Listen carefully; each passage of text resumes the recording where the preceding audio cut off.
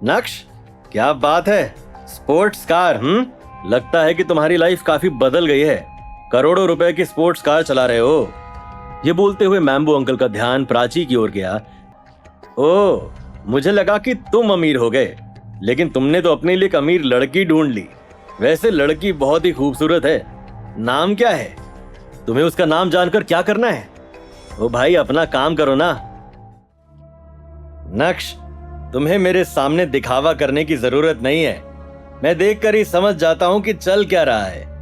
ये बाल ऐसे ही सफेद नहीं हुए हैं। दरअसल जब मैम्बो अंकल ने प्राची को देखा तो उन्होंने मन ही मन मान लिया कि ये स्पोर्ट्स कार प्राची की ही होगी, और इसी के साथ उनके गंदे दिमाग में ये ख्याल आया कि नक्श और प्राची के बीच जरूर कोई रिश्ता है। अनिका की पसंद की दाद देता हूं। तुम तो जावेरी खानदान का हीरा हो, हीरा, सुधरा हुआ और खुदरा हुआ हीरा। चूंकि मैम्बो अंकल ने जानबूझकर ऊंची आवाज में यह कहा था, इसलिए आजू बाजू के लोगों ने भी सब कुछ सुना, और अब वो भी नक्श को देखकर तरह तरह की बातें बनाने लगे थे। ओ, तो ये है जावेरी खानदान का दामाद। घर में घर वाली और बाहर बाहर वाली। मैंने तो सोचा था कि जावेरी खानदान का दामाद काफी अमीर होगा, लेकिन यहाँ तो ये दामाद अपनी बीवी को छोड़कर किसी पराई अमीर लड़की के साथ घूम रहा है, उसके पैसों पर अय्याशी कर रहा है। जब नक्श ने लोगों के मुंह से ये सब सुना तो उसका चेहरा गंभीर, बहुत गंभीर हो गया था। हालांकि प्राची, जो नक्श के ठीक बाजू वाली सीट पर बैठी थी, वो ये सब सुनकर नक्श से भी ज्यादा फ्यूरियस हो गई और तुरंत ही कार से बाहर निकलकर मैम्बो अंकल की तरफ बढ़ी। तेरी ये हिम्मत कि तूने मुझे मारा? तू जानती भी है मैं कौन हूं? क्या तुम नहीं जानते कि ये जावेरी खानदान के दामाद है? थोड़ी सी भी रिस्पेक्ट दी होती ना तो तुम्हारे गाल पर मेरे हाथ की उंगली नहीं छपी होती। तेरी तो क्या अपने आप को बहुत पावरफुल समझते हो? जाओ, मैंने मारा, अब बताओ क्या कर लोगे? मैम्बो अंकल के पास बोलने को कुछ भी नहीं था। अपनी सेक्रेटरी के सामने वो एक लड़की से चपेड़ खा चुके थे। उनकी आंखों में नक्श और प्राची के लिए सिर्फ गुस्सा भभक रहा था। मैम्बो अंकल का बैंड बजाने के बाद प्राची पीछे मुड़ी और नक्श की कार की तरफ बढ़ी। कार में बैठने के बाद उसने कहा, क्यों जीजू, मजा आवी गियो? खूब मजा आवी गियो। जीजू, मुझे लगता है कि आगे भी ऐसा ही ट्रैफिक जैम होगा। आपको मुझे घर तक छोड़ने की कोई जरूरत नहीं है। मैं नहीं चाहती कि आप मेरे पीछे अपना कीमती समय बर्बाद करो। आप मुझे यहीं उतार दो।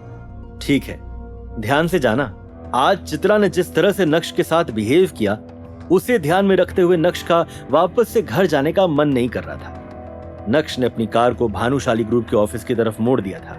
कंपनी पहुंचकर नक्श सीधा अपने कैबिन में गया और उसने अनिका को मैसेज किया कि वो आज रात घर नहीं आएगा। सर, ये आपको mister Karthik, prime star hotel, और miss Himani, Badani group of companies की तरफ से आए हैं। उन्होंने कहा कि आपके लिए गिफ्ट हैं। हिमानी और कार्तिक? जी सर। ठीक है, समझ गया।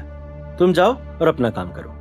नक्श को बहुत अच्छे से याद था कि कार्तिक ने उसे पहले भी एक पिल दी थी, और उस पिल को खाने के बाद नक्श के शरीर में बहुत बदलाव आ गए थे। यही सब सोचते हुए जब नक्श ने कार्तिक का बॉक्स खोला तो उसमें एक और पिल थी, इस बार रेड कलर की। ये देखकर ही नक्श का माथा चकराने लगा था, इसलिए उसने तुरंत ही कार्तिक को कॉल किया।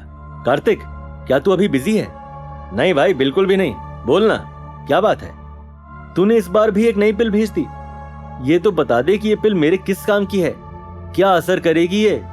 नक्श, मैंने तुझे पहले भी एक पिल दी थी ना, लेकिन बाद में मुझे पता चला कि जिस पिल की तू अभी बात कर रहा है उसकी मेडिसिनल प्रॉपर्टीज पहली वाली पिल से भी ज्यादा अच्छी है। खा ले, ये तेरे शरीर के लिए काफी प्रॉफिटेबल है। कॉल कट करने के बाद नक्श की आंखें उस पिल पर ही गड़ी हुई थी।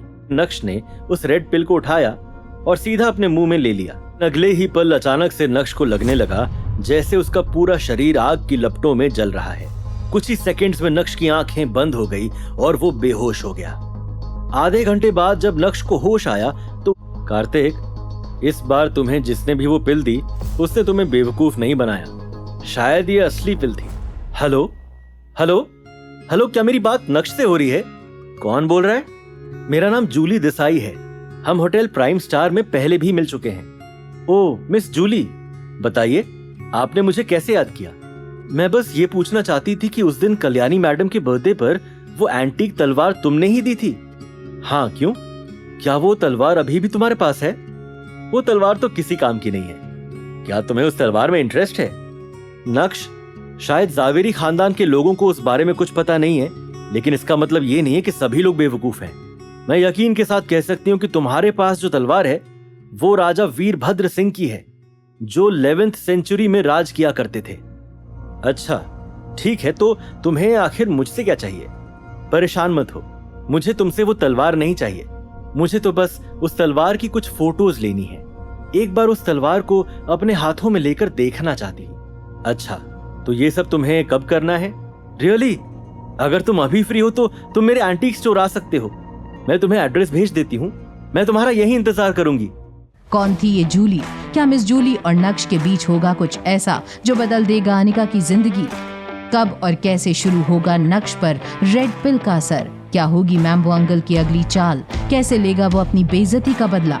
ये जानने के लिए देखिए अगला एपिसोड सिर्फ पॉकेट FM के YouTube चैनल पर, और इंस्टा एम्पायर के सारे एपिसोड सुनने के लिए डिस्क्रिप्शन में दी गई लिंक से डाउनलोड कीजिए पॉकेट FM।